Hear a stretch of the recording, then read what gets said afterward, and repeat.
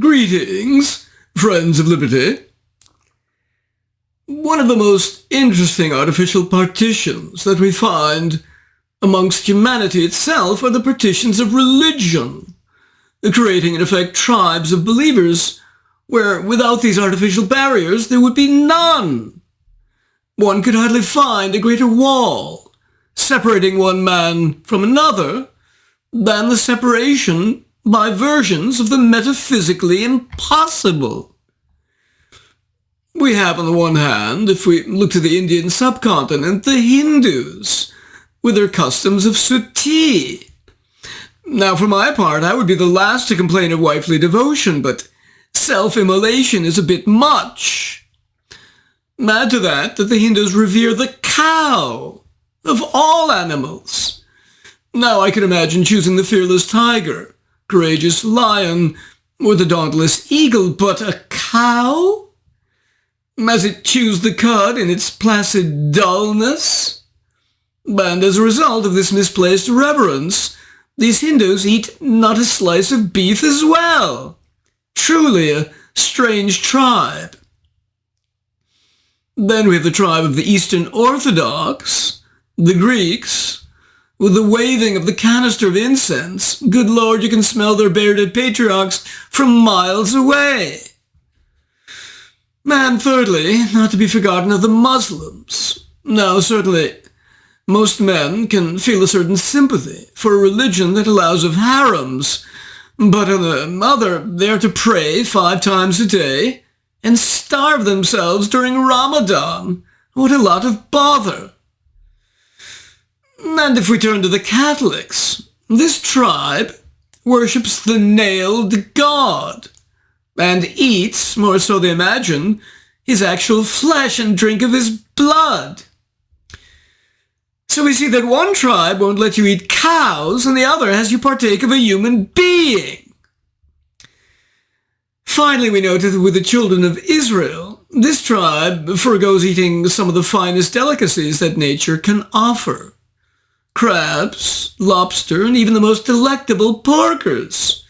Imagine, if you belong to this tribe, you cannot eat a fried pork chop, cannot partake of a delectable Westphalian ham, nor of crab legs dipped in melted butter. As the Teutons say, alles verboten, nicht für dich. Now if we turn to the tribes in your own 21st century,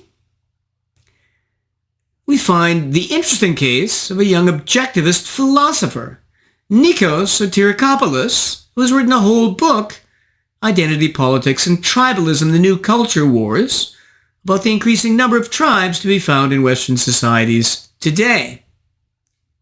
Now these are secular, not religious tribes, but tribes nonetheless with all their accompanying peculiarities.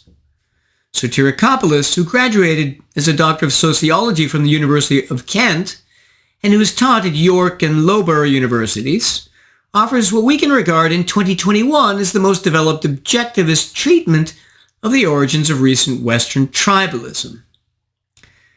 Now, Greeks are known for their comparative communicativeness. Not surprising, given their Mediterranean culture, and Nikos doesn't disappoint here, focusing his reader's attention from the start with an engaging and sociable narrative. After giving us a brief description of his influences or allies, among which he counts Joanna Williams, Claire Fox, and Frank Ferretti, and mentioning also his past as a communist in Greece, he turns to the task at hand by noting the increasing frequency of separations among couples who become polarized on issues of politics, thus creating a marked tension in their relationships that some find decisively disruptive. He next proceeds to introduce some existing anti-woke theorists so the reader can become acquainted with how they approach this issue. A. Douglas Murray and Jordan Peterson, who have located woke tribalness in an attempt to find meaning in one's life, caused by an alleged lack of meaning in modern society. B. Greg Lukianoff and Jonathan Haidt, who in their book Coddling of the American Mind located wokeness in the education system and the socialization process that have led young people today towards personality traits such as self-righteousness and intolerance.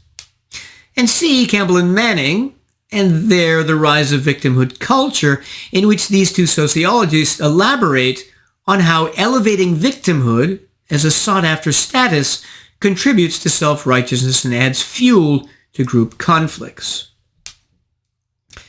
Having briefly mentioned these, Nikos then begins to develop his own theory, and being an objectivist, starts his interpretation with the following principle. It is ideas that move history. Remember that phrase. He also adds that, to understand the situation, it is key not to isolate the problem solely on one side of the political spectrum.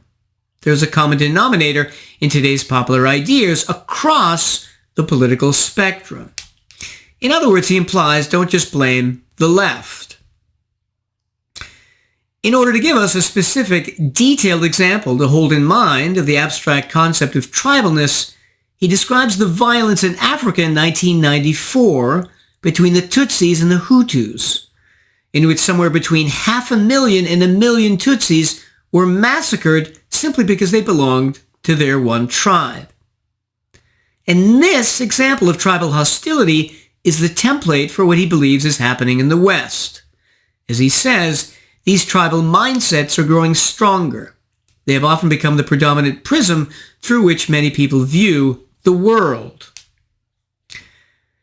Rejecting, however, the belief of some theorists like Amy Chua that tribalism is an instinct of belonging and identification, and of Lukyanov and Haidt that our mind is prepared for tribalism, he then ventures to offer the elements of his own theory. Let's examine these elements. A. He says that people have free will, which they do, and that in order to be tribal, they are choosing to reduce their level of overall awareness. In other words, to operate at a lower level of consciousness. He says, free will is a factor of major importance in understanding the role of tribalism. Put simply, we are often too lazy to think for ourselves, and then tribalism comes in handy. Taking this idea directly from Rand, he says, tribalism is the name that describes the phenomenon when this shallow and lazy view of the world is adopted by members of a group. B.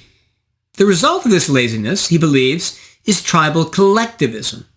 In other words, people are not seen first and foremost as individuals, but as members of a group. C. His next building block is that of the culture wars. What are they? He says a result of tribalism. He believes that the term culture wars originated in the US in the 1960s, although I think a good argument can be made instead that they were first used in Germany in the 1870s and 80s when it was specifically called a Kulturkampf between the Prussian government and Catholic ecclesiastics. D. His fourth element is that of identity politics, he arguing that the left is tribal partly because it has taken many of its core ideas from Marx, and he was tribal. As he says, having traced the strong presence of collectivism in the philosophy of Marx, we can only expect this collectivism to also materialize at a political level. He also believes that during the 60s, the left in many ways, from its use of drugs to its explicit philosophies, rejected the use of reason. E. The fifth and final element in his theory is that because the left rejected reason, it thereby created existential anxiety in itself. He's saying, Ayn Rand indicated that what would accommodate the existential agony created by the loss of confidence in reason was tribalism.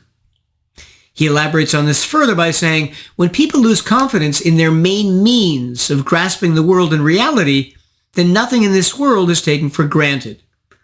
Clinging together with other people based on superficial criteria became a necessity and a pretense of security and meaning. He notes specifically in this regard later in the book that reported anxiety disorders have gone up by more than 1,200% since 1980, and asks, is our life today objectively 1,200% more challenging and stressful than in 1980. And so he's implying that this anxiety and their accompanying tendencies are communicated to the new generation from a very young age. The young, in turn, pride themselves on their vulnerabilities and anxieties, regarding these as indicative of their superior sensitivity and virtue. Being a sociologist, he gives us a number of examples of communities forming on the left, from the Weather Underground in the 60s to the Occupy movement of 2011, with whom he actually did some field work. He describing the little micro-communities they often formed. He calls these examples of lived tribalism.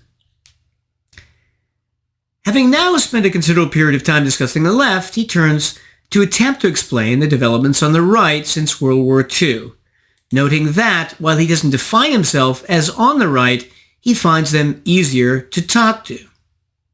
Here too, as with the left, he says that there were good ideas mixed with the bad, and cautions us that some groups on the right, like UKIP or Italy's Lega Nord, have mostly focused on a simple agenda like an opposition to immigration.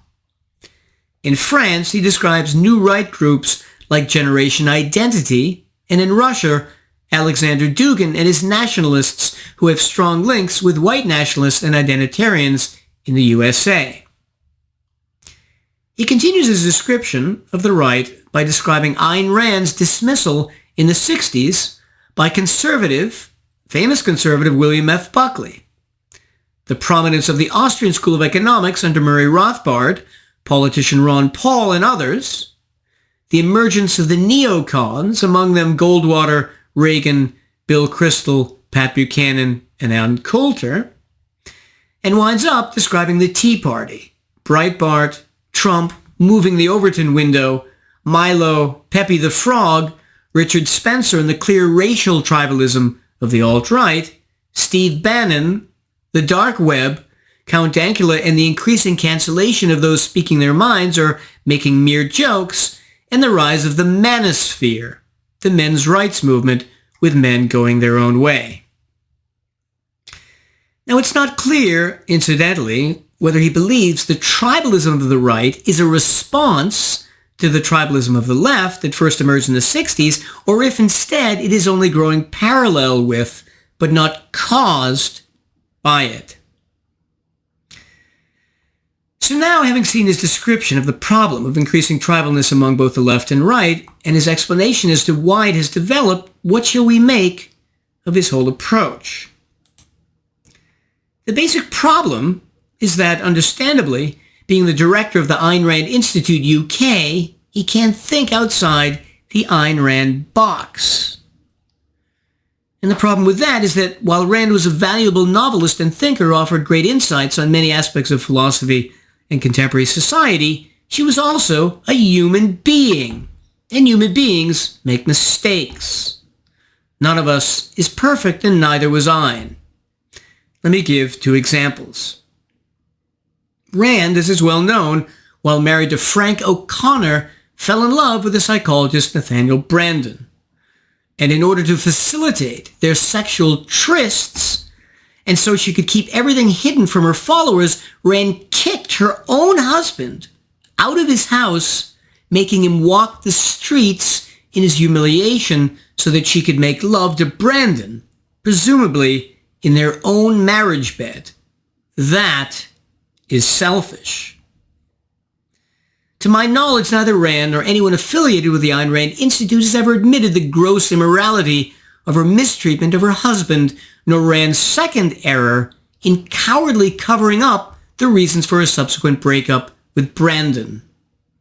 The result was that she allowed the Objectivist movement to fracture. Because of her cowardice, Rand here clearly did not live up to her moral ideals in this instance. A second way in which Rand was a human being, who was imperfect like us all, simply resides in her philosophy of history. A typical summary of her approach to history came from Yaron Brook, presently chairman of the board of the Ayn Rand Institute, who said in a recent podcast that ideas determine history. Nikos, like Yaron following Rand, believes the exact same thing, As I mentioned in the very beginning, he said, ideas move history. And so in the same way, in the conclusion to his book, he says that the root of the problem to tribalism and its solutions are to be located in the sphere of ideas. Is this right? Well, it is true that the ideas of Einstein and Newton and Darwin and Mendel, for example, have moved history. No question about it. But are ideas the only thing that moves history? No. Genghis Khan, in slaughtering tens of millions, clearly moved history. Chairman Mao, Vladimir Lenin, and Joseph Stalin, with their genocidal violence, moved history. And the Holocaust, by killing 6 million of the most brilliant ethnic group in world history, also moved history, destroying in advance all the ideas and intellectual achievements that would otherwise have occurred. So what can we conclude? That violence also moves history. So Ayn Rand and the Objectivists are half wrong in their philosophy of history. Force and ideas determine history. Now, not being able to escape from the Randian box in which ideas determine everything and force nothing, Nikos here fails to see all the ways in which force has helped create the present ideologies of the left and right, and thus has increased tribality. Because with ideologies always comes tribality. In many videos on this channel, in my review, for example, of James Lindsay's cynical theories and his race Marxism, I've described the enormous influence on and funding by the state over both K-12 and higher education, increasing since World War II in America and the West generally. Through this, the many ideologies we see today were nurtured, departments created, and doctrines expressed in our universities, which are so harmful. None of that would have happened if higher education had been strictly private, untouched by government. In addition, if these unis violate anti-discrimination laws, then their public funding will be eliminated, thus bankrupting them as institutions. These violent, intimidatory forces, which also operate on governmental departments and businesses, and which have caused the increasing power of leftist ideologies, are ignored historically, not only by Nikos, but by almost every anti-woke thinker out there, with only a few exceptions. The way to destroy tribalism, then, is to destroy these woke ideologies, and you do that by privatizing education at all levels and repealing all anti-discrimination laws. That would remove the violence which has created and sustained these ideologies, and thus far partially determined Western history. Ironically, in at least a couple of instances in the book, Nikos himself gives examples of ideologies created or maintained by force. A, the rise of the pseudo-biology of Lysenko in the Soviet Union, established by killing the opposing scientists, such as Vavilov, who disagreed with Lysenko's idiotic ideas about Mendelian genetics. B, the show trials in the same Soviet Union in which people agreed to horrendous falsehoods about themselves simply in order to avoid torture. And C, the Communist Party's control of literature, cultural production, and of the press in East Germany. But what he's oblivious to is how much deeper the power of coercion can affect life in any society. Again, one of those ways is the governmental influence on education, both public and private, which influence has increased massively since World War II. And another, again, is the rise of anti-discrimination law, which backstops many of these leftist ideologies. Now, his solution to tribalism is that we increase our level of awareness by an act of will. He says, it is the responsibility of reason, of making up our own mind and of living our own life that tribalism finds so dreadful. It is exactly this responsibility that makes us human and can make us history makers, by which he means reverse this societal trend. But this perspective very much misunderstands the role of free will in societal analysis.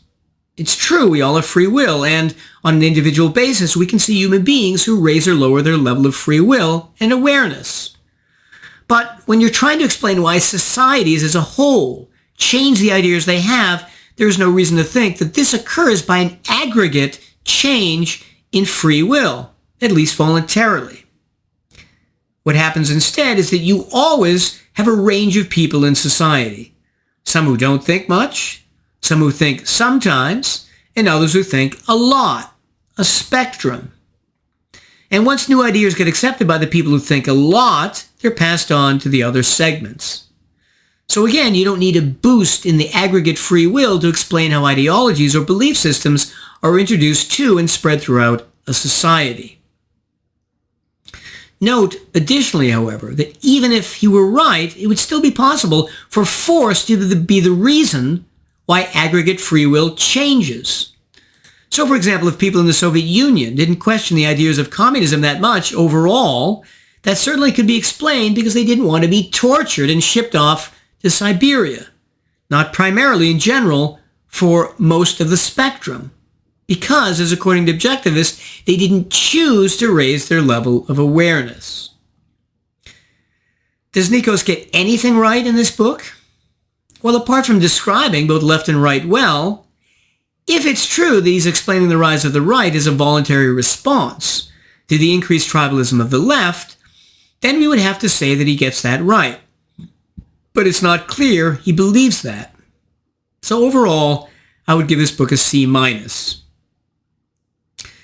I wonder, finally, whether the members of the Boston Tea Party, about 2 decades ago now, really were of the tribe of the Mohawk as they appeared.